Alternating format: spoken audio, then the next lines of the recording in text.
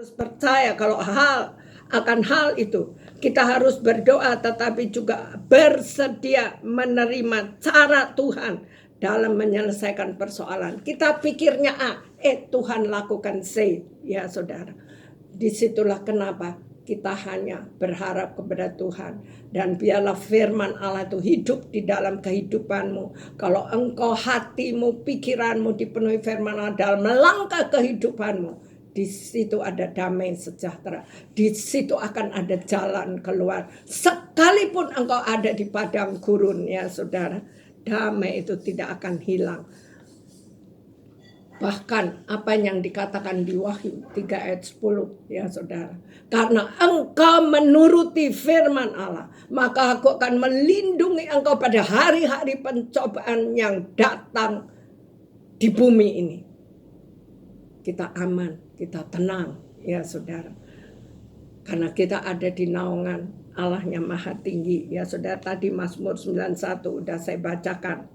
Saudara ingat di doa Getsemani, saudara, Yesus yang kata, Bapa, kalau boleh, ya Bapa, kalau boleh, lalukan cawan sengsara ini. Yesus katakan, bukan kehendakku Bapa, tapi kehendakmu yang jadi. Seperti itulah hidup kita, saudara.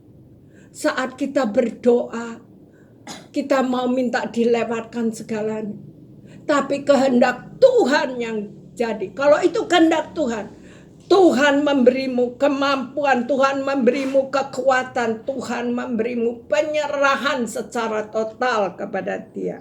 Bukan kehendakku, tapi kehendakmu yang jadi. Itu doa di Getsemani, saudara, yang merubah konsep hidup saya, yang merubah pikiran saya.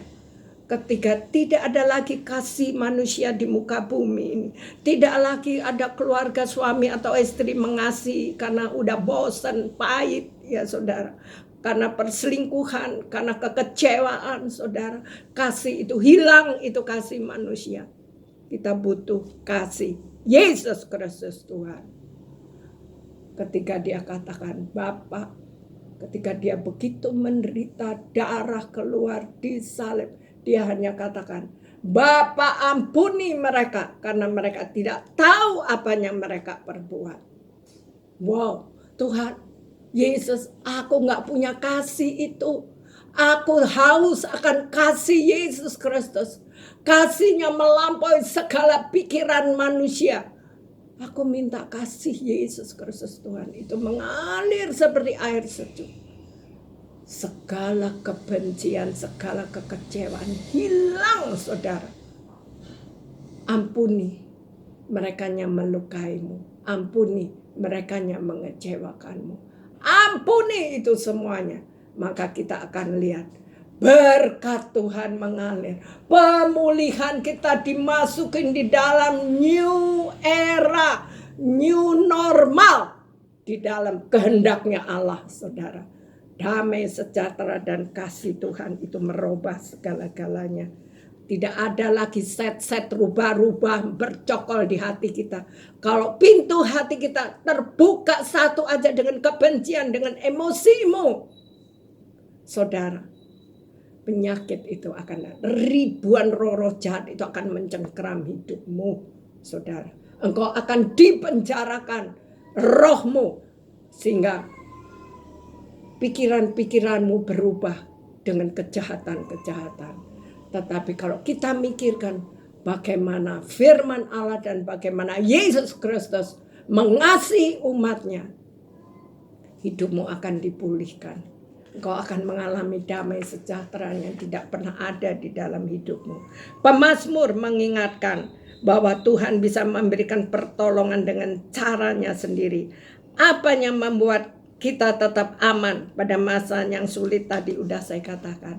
Miliki satu doa. Yang kedua, miliki hati yang percaya kepada Sang Pencipta. Yang ketiga adalah iman kita. Sekalipun kita tidak mengerti, tapi iman itu terus bertumbuh, ya saudara. Tidak hanya percaya bahwa Tuhan mampu, tetapi juga percayakan cara yang kadang-kadang membuat kita tidak mengerti. Saudara, saya ini orang pendiam, orang pemalu, orang penakut, tidak pandai, aku tidak bisa apa-apa. Tapi Tuhan pulihkan apa yang tidak mungkin menjadi mungkin. Bahkan Tuhan percayakan untuk memimpin satu doa bagi bangsa yang pernah ada di Ancol. Tuhan kirim panitia-panitia dari berbagai gereja untuk yang nggak bisa masuk di akal, saudara, itu terjadi. 1,5 juta orang bisa hadir, ya saudara. Itu panitia-panitia juga luar biasa karena Tuhan pakai, ya saudara. Nggak ada yang mustahil, apa yang tidak mungkin bagi Tuhan kita tuh mungkin, ya saudara. Dia punya cara untuk menguatkan kita menghadapi itu sehingga kita bisa menghibur, menguatkan orang lain, membangkitkan orang lain karena terang Yesus Kristus ada di dalam hidupmu. Apa yang kita pikirkan ketika kita mendoakan itu semua kadang kita mendapatkan yang tidak sesuai. Tapi tetap bersyukur. Justru hal yang ajaib itu terjadi di dalam hidupmu. Ya saudara, apalagi kalau kita harus memberi suatu hari ketika beberapa mobil semua udah diberi, tinggal satu, saya masih bertahan untuk satu ini karena saya harus mengantarkan anak-anak saya sekolah. Suatu hari saya mengalami sakit yang saya tidak mengerti sakitnya itu apa, saudara. Saya minta didoakan, ketika didoakan hilang, saudara. Tapi malam-malam, tengah malam timbul lagi, sakit banget. Kemudian saya terserah dari Tuhan. Tuhan mau kasih itu mobil terakhir kepada siapa? Ya saudara. Ketika aku melepaskan, aku berkata kepada suamiku, inilah yang Tuhan mau. Sakit itu tidak pernah timbul lagi, saudara. Saya tidak punya kendaraan. Anak saya ngomel, Mama, kenapa ya mobil dikasih-kasih ke orang? Udah, itu milik Tuhan. Saya kata, kamu kalau ingin punya mobil berdoa. Kita naik turun bus pada saat itu tidak seperti bus sekarang, saudara. Bus sekarang mah keren, ya saudara. Enak, nyaman, ada AC. Dulu udah panas, berdesak-desakan. Kita nggak tahu mau pegangan di mana. Anak saya hanya saya suruh, kalau goyang kamu pegang nih paha saya. Ya saudara, itu anak-anak kiri kanan, ya saudara. Disitulah kita mulai berdoa. Sampai Tuhan kasih kembali itu mobil lebih daripada apa yang kita pikirkan saat kita pelayanan. Saya naik becak dengan suami saya pergi ke stand plat bus, saudara. Ketemulah saya dengan Papa, itu mobil keren banget ya warnanya ya. Cuman bicara seperti itu, kita udah melupakan kita pelayanan dari kota ke desa-desa ya saudara. Kita lihat keajaiban Tuhan, saudara, itu yang luar biasa. Tahu-tahu waktu kita pulang, sebelum kita ini, tahu-tahu ada telepon ke saya. Bu, ibu mau mobil apa? Hah? Mobil? Iya. Tuhan suruh saya kasih mobil ke ibu. Oh, sebentar ya. Saya bangunin, suami saya tidur. Bapak, itu ada orang yang mau kasih mobil. Aku nggak bisa jawab mau mobil apa. Terus katakan, mobilnya buat angkut orang banyak. Tahu-tahu saudara, waktu saya pulang itu mobil yang saya bilang bagus, itu Kijang. Yang paling baru yang saya lihat dengan warnanya. Itu nongkrong di garasi rumah. Ya saudara, enggak ada yang mustahil. Kok Tuhan suruh kasih. Karena kita pun ketika kita meninggal, kita enggak bawa apa-apa. Tapi tanggung jawab di dalam hidupmu. Engkau akan masuk di dalam takhta pengadilan Allah. Ya saudara. Mari kita melekat kepada Tuhan. Ya saudara. Bagaimana dia bereaksi terhadap semua situasi yang sulit dan tidak nyaman itu. Dia menyikapinya dengan baik, dia mengucap syukur dan tetap melayani Tuhan. Dalam kondisi apapun, layanilah Tuhan dengan hati yang bersukacita, dengan semangat dan kekuatanmu Tuhan. Dari Tuhan. Saudara, saya kalau berdoa Tuhan, kalau saya bangun tidur, Tuhan kekuatanku tidak hilang. pikiranku tidak linglung, mataku tidak kabur. Ada kekuatan dari Tuhan, ya saudara.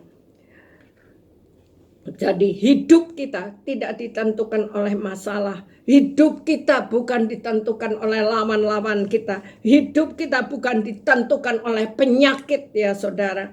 Dia meyakinin bahwa hidupnya ada di dalam tangan Tuhan. Hidupnya hanya ditentukan oleh Tuhan. Sehingga walau di dalam pergumulan dan kesusahan yang begitu dalam di dalam hatinya, dia tetap bisa merasakan damai itu menguasai hidupmu. Indikasi damai sejahtera ada di dalam hatinya adalah ketika dia bisa menunjukkan kepada kita ajakannya kepada orang untuk hidup. Tetap kasihi Tuhanmu, tetap pandang kepada Dia. Ya saudara, ada Rasul Paulus, sama seperti Rasul Paulus, dia di penjara, ya saudara. Tapi bersukacitalah, sekali lagi kukatakan bersukacitalah, hendaknya kebaikan hatimu diketahui semua orang. Ya saudara, di penjara bukannya sedih, tapi dia nyanyi. Bukan manusia yang melepaskan dia, tapi Tuhan yang melepaskan. Dijaga 4 regu, ya saudara, bayangin regu 1, 2, 3, 4 dengan segala pintu-pintu gemboknya. Itu gempa bumi yang merontokkan semuanya sehingga kepala penjara ketakutan, ya saudara. Tetapi Paulus bilang, saya ada di sini, saya tidak melarikan diri. Karena dia pasti akan dihukum, ya saudara. Sampai akhirnya kepala penjara itu bertobat. Seluruh keluarganya terima Tuhan Yesus. Jadi saudara, Paulus itu mau mengajak kita semua untuk mencintai Tuhan dalam kondisi situasi apa. Engkau dalam penjara apa? Penjara kesusahan, penjara kesakitan, penjara masalah di dalam hidupmu. Allah sanggup melepaskan dan bebaskanmu. Ada lagi orang miskin, sangat miskin. Saudara ingat janda Sarfat, ya saudara, di 1 Raja-Raja 17, 7-24 mangkai baca. Hidup dalam masa paceklik seperti saat-saat sekarang. Dunia, banyak umat mengalami kehidupan masa paceklik saat ini. Tapi janda ini hanya punya segenggam tepung dan minyak dalam buli-buli, ya saudara. Iseng-isengnya si Nabi Elia bisa datang. Ya saudara, berikan aku makan. Mana mungkin. Hei, ini terakhir buat aku makan. Ini mungkin agak pelit nih orangnya. Dia mikir-mikir, apa gue lari aja ya, nih orang gila ini minta lagi makan. Gue udah gak bisa makan, ini terakhir. Setelah itu ini terakhir, gue gak tahu lagi mau makan apa besok. Udah tinggal mati saja. Tapi dia mikir, ini nabi Tuhan, ini hamba Tuhan. Ya biarlah aku bikin dia memilih untuk memberi yang rasanya udah tidak mungkin untuk bisa diberikan.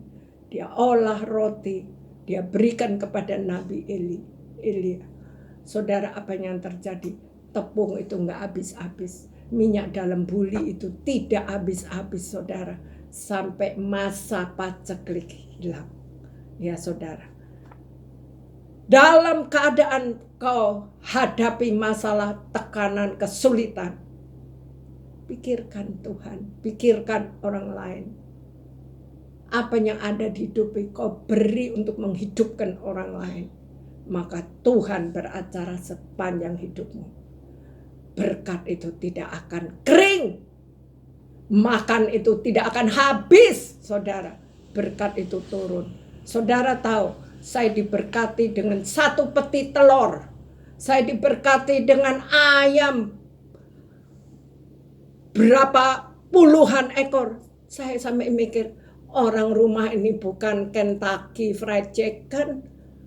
Gula dikirim berapa karung, saudara, beras berapa. Itulah keajaiban Tuhan, saudara.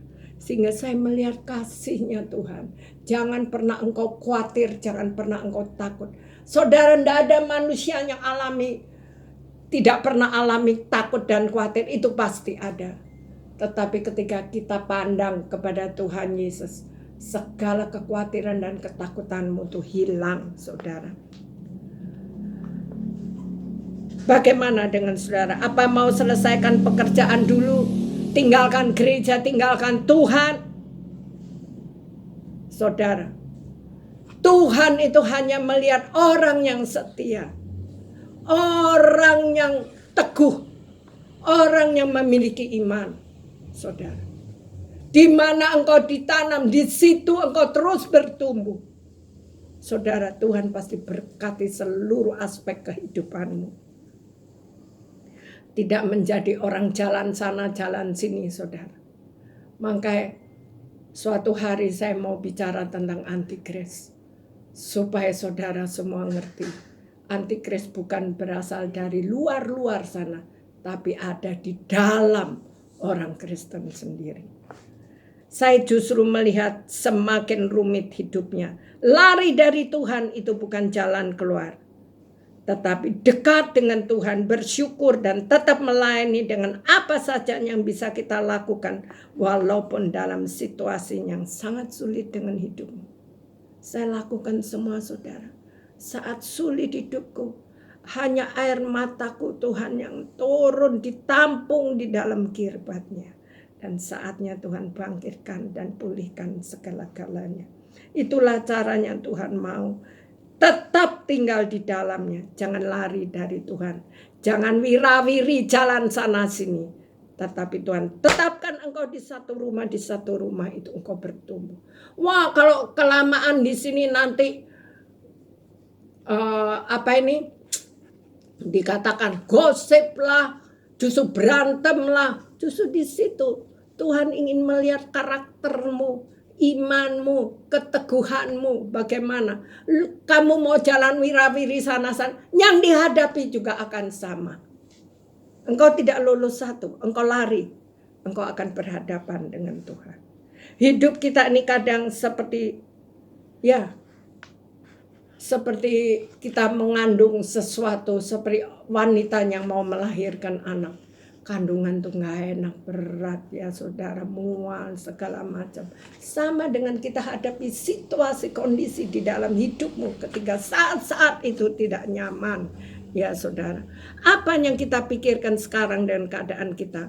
Kalau sekarang kita sedang berada dalam keadaan yang sulit dalam pandemi ini, kesehatan dan ekonomi. Ya saudara, makan gak tahu mungkin makan apa. Masihkah kita bisa bersyukur dan melayani Tuhan, bos besar kita ini? Asal kita ikhlas, maka yang baik akan tiba untuk kita. Sebab Tuhan tidak akan pernah membiarkan kita selalu ada di dalam kesulitan dan penderitaan. Selalu berkeluh kesah. Jangan saudara, ngucap syukur. Ku tahu Tuhan pasti buka jalan. Ku tahu Tuhan pasti buka jalan. Kalau ku hidup suci, tidak nurut dunia. Ku tahu Tuhan pasti buka jalan. Saudara, walaupun saya tidak punya suara bagus, kalau saya menghadapi tekanan, saya hanya menyanyi untuk Tuhan. Menyanyi untuk Tuhan, bersyukur kepada Tuhan. Ya saudara, kadang hidup kita sudah sampai di ujung, tinggal selangkah lagi. Kita menjadi sangat-sangat lelah, rasanya nggak kuat. Dan rasanya mau berhenti aja. Padahal Tuhan mau saudara dan saya itu bertahan, saudara. Apa yang dikatakan firman Tuhan? Di Yesaya 48 ayat 10. Sesungguhnya aku telah memurnikan engkau, namun bukan seperti perak. Tetapi aku telah menguji engkau dalam dapur kesengsaraan, saudara. Aku akan melakukannya oleh karena aku sendiri. sebab masakan namaku akan dinajiskan. Aku tidak akan memberikan kemuliaanku kepada orang lain. Tetapi kalau kita tetap setia, kasih karunia Allah itu melimpah dalam hidupmu. Mazmur 34 ayat 7 sampai ayat 7 dan 20. Orang yang tertindas ini berseru dan Tuhan mendengar. Ia menyelamatkan dia dari segala kesesakannya. Dan dikatakan lagi ayat 8. Malaikat Tuhan berkemah di sekeliling orang-orang yang takut akan dia. Lalu meluputkan mereka. Kemalangan orang benar banyak. Bukan berarti orang terima Tuhan Yesus terus hidupnya enak. Apa yang dihadapi dunia, itu pun anak-anak Tuhan hadapi. Tapi ada perbedaan, saudara. Kemalangan orang benar banyak, tetapi Tuhan Yesus Kristus melepaskan dia dari semuanya itu. Bertahan diam di dalam Tuhan. Kita hidupi hidup ini dengan percaya bahwa Tuhan tidak pernah meninggalkan saudara dan saya. Untuk setiap kita senantiasa percaya dan berharap kepada Tuhan. Kasih karunia Tuhan selalu cukup bagi kita. Yesaya 30 ayat 15 berkata, dengan bertobat dan tinggal diam kamu akan diselamatkan. Dalam tinggal tenang dan percaya terletak kekuatan. Manusia itu tidak kuat, saudara. Tapi ada kekuatan dari Tuhan, ada kuasa Tuhan yang bekerja, ya saudara. Dalam penutup ini saya mau katakan, kuatkan dan teguhkanlah hatimu, hai semua orang yang berharap kepada Tuhan. Mazmur 31 ayat 25, ya saudara. Jangan pernah kita takut, saudara. Jangan pernah kita khawatir lagi. Makanya saya katakan kita manusia kok lemah. Tapi ada kekuatan kalau kita tinggal di dalam Tuhan. Tinggal di dalam firman-Nya. Ingat semua, kita dijadikan baru. Kita masuk di dalam new normal, saudara. Dalam new dimensi. Mazmur 40. Di sini. Ia memberikan nyanyian baru dalam mulutku untuk memuji-muji Allah kita. Banyak orang akan melihatnya dan menjadi takut lalu percaya. Makanya saya katakan percayalah kepada Tuhan. Mazmur 92 ayat 10 dikatakan, tetapi kau tinggikan tandukku seperti tanduk benteng. Aku dituangi dengan minyak yang baru. Dengan urapan daripada roh Allah, saudara. Mari kita bangkit semuanya, ya saudara. Nyanyikanlah nyanyian baru bagi Tuhan, sebab ia telah melakukan perbuatan-perbuatan yang ajaib. Keselamatan telah dikerjakan kepadanya oleh tangan kanannya, oleh lengannya yang kudus, ya saudara. Aku hendak membuat sesuatu yang baru, yang sekarang sudah tumbuh. Belumkah kamu mengetahuinya? Ya, aku hendak membuat jalan di padang gurun dan sungai-sungai di padang gurun. Dahsyat, saudara. Dia berikan kepada kita lidah seorang murid. Semangat baru. Mempertajam pendengaranku. Tuhan Allahku telah memberikan kepadaku lidah seorang murid. Tuhan tidak cari bos, Tuhan tidak cari direktur, ya Tuhan tidak cari jabatanmu, ya saudara. Tapi kita semua adalah murid, supaya dengan perkataan aku dapat memberi semangat baru kepada orang yang letih lesu. Setiap pagi ia mempertajam pendengaranku untuk mendengar seperti seorang murid. Kita diberikan hati yang lain. Roh yang baru, ya saudara. Oke, hati yang keras Tuhan akan lembutkan, pasti saudara. Mari kita berdoa sebentar. Kita masuk dalam perjamuan kudus. Saudara siapkan roti atau teh kalau saudara tidak punya anggur. Mari kita satukan hati kita. Kita melihat apa yang Tuhan lakukan ke depan.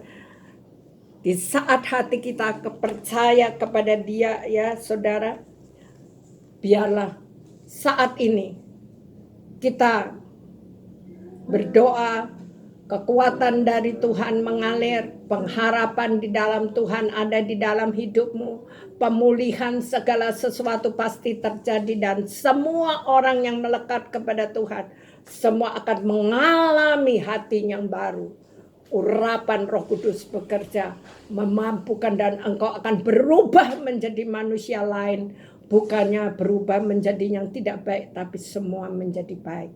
Langkah-langkah ke depan kita akan dituntunnya. Yang sakit akan mengalami mujizat Tuhan. Kalau Tuhan berikan aku mujizat yang luar biasa, ya saudara, yang akhir-akhir ini tadinya saya harus dioperasi tulang punggung saya, padahal saya hanya keplecok, sakit berbulan-bulan luar biasa, tapi saya katakan, Tuhan, engkaulah dokter di atas segala dokter. Kalau saya harus operasi, harga di kamar operasi saat dilakukan tindakan 149 juta. Belum masuk kamar lain. Tuhan, dari manakah uang itu? Tetapi harapanku, percayaku hanya kepada Yesus Kristus Tuhan. Engkau dokter di atas segala dokter, yang menyembuhkanku, yang memulihkan tulang punggungku, yang telah menyembuhkan kankerku. Itu akan terjadi saat ini. Engkau yang menghadapi sakit yang rasanya tidak mungkin engkau sembuh. Tuhan Yesus melawatmu, menjamahmu, dan sembuhkanmu. Terima kasih ya Tuhan, inilah firman yang kau taruh di dalam mulut bibir lidahku, yang dimana hambamu menjadi pipa corongmu Tuhan. Saat ini kita masuk dalam perjamuan kudus Tuhan, bila pengurapan. Saat mereka berdoa di rumah dengan roti, dengan anggur di tangannya Tuhan, Engkau dengarkan setiap doa yang ada di dalam hati mereka, semuanya mendengarkan. Di dalam nama Yesus Tuhan. Amin. Kita siapkan perjamuan kudus.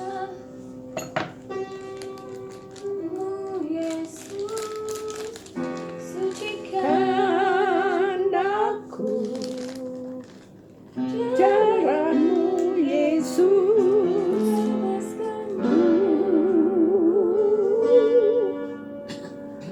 jalanmu Yesus, ubahkan aku, ku dijadikan baru. Darahmu Yesus, sucikan aku.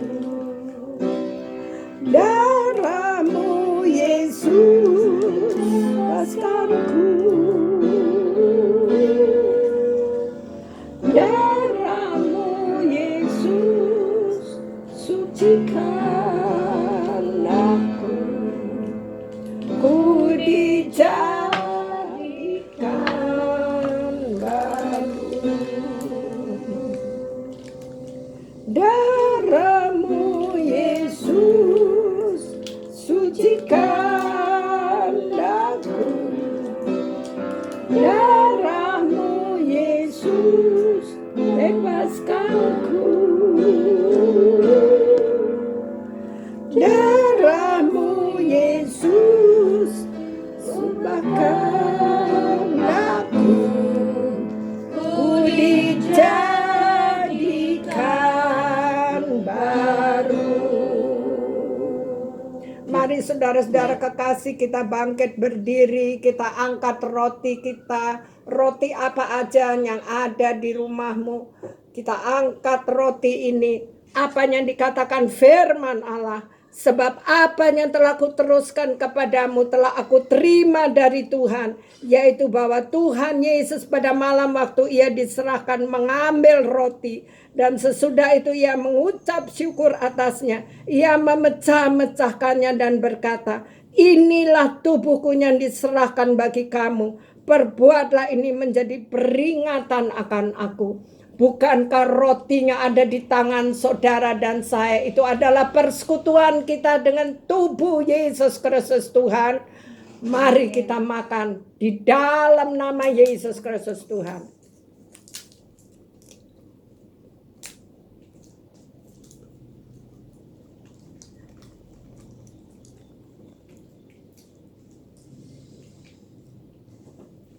Dan kita angkat cawan ini tinggi, saudara-saudara kekasih, entah dicangkir di rumah saudara semua, tapi anak di bawah 12 tahun itu tidak boleh ya. Demikian juga ia mengambil cawan sesudah makan, lalu berkata, cawan ini adalah perjanjian baru yang dimeteraikan oleh darahku. Perbuatlah ini setiap kali kamu meminumnya menjadi peringatan akan aku. Bukankah minuman yang ada di tangan saudara di dalam cawan ini adalah persekutuan kita dengan darah Yesus Kristus Tuhan yang telah menebus segala dosamu, menyembuhkan segala penyakitmu. Di dalam nama Yesus Kristus Tuhan kita minum. Amin.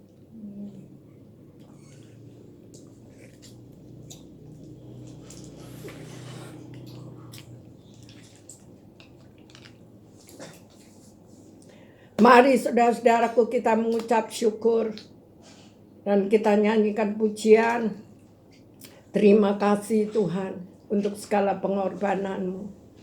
Saat ini Tuhan, ketika mereka percaya Tuhan, Engkau lawat mereka, Engkau sembuhkan mereka, Engkau ubahkan mereka Tuhan. Menjadi baik, menjadi sembuh, berkat pintu, berkat Kau bukakan Tuhan bagi seluruh umat-Mu. Ada kebangkitan, ada pemulihan. Bangkitlah Engkau di dalam nama Yesus Kristus. Tuhan tidak memberikan kepadamu kesedihan, tapi Dia memberikan kepadamu pengharapan, kekuatan dalam nama Yesus Kristus Tuhan. Ku bersyukur Tuhan, ku bersyukur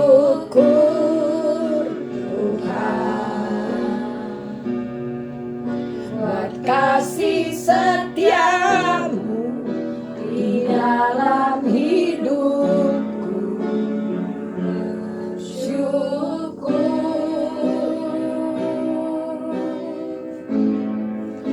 Ku bersyukur Bapa, ku bersyukur Tuhan buat kasih setiamu di dalam